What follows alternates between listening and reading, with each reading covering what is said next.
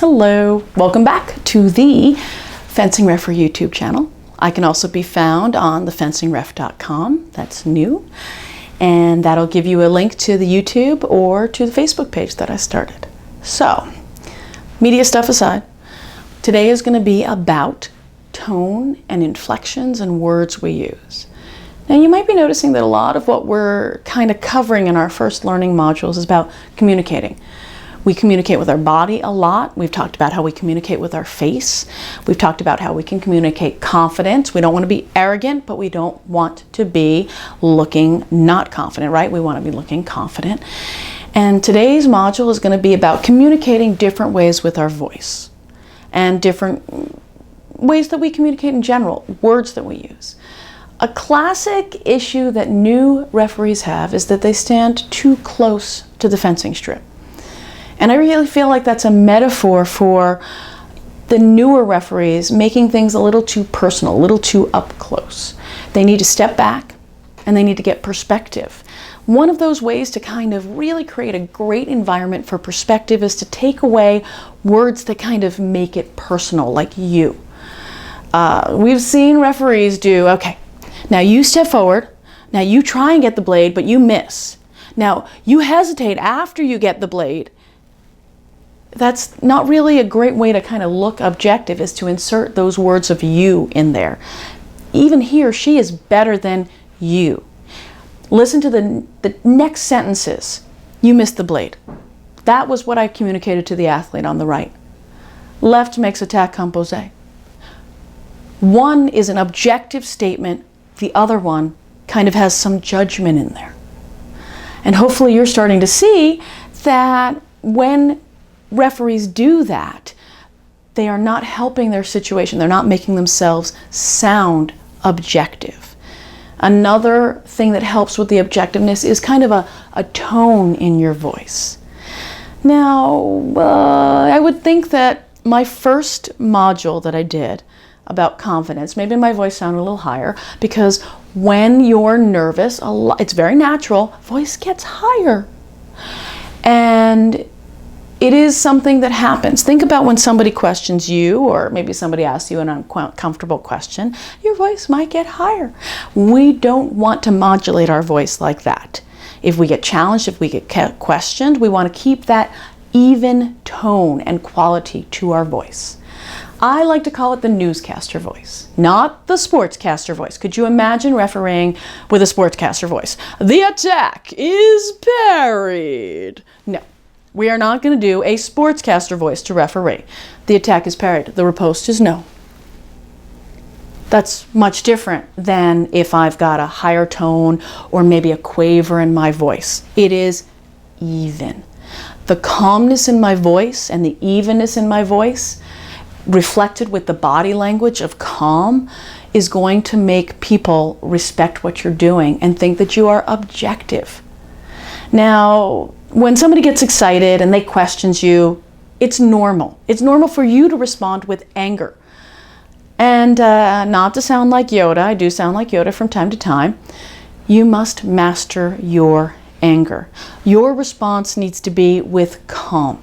Because if you escalate or if you respond with anger, you're not going to be the person who is evening the playing field. Remember, the job of the referee is to make the playing field even for both people equally. It's the fencer's job to kind of needle and push and worm their way, right? You both have a job, but it's your job to make it equal for both. And keeping that in mind is going to help you keep with that even, calm tone. Now, here's a scary thing to say to somebody. Maybe you're sitting there and maybe you're a little bit older, or maybe you never had to deal with having that, I call it the parental voice. It's a voice that really stops the room. It's a voice that we don't use very often when we're refereeing, but it's a tone change that's really, really important. Somebody takes off their mask right away, drops it to the ground. You've got to go pick up your mask and get to the on-guard line to salute.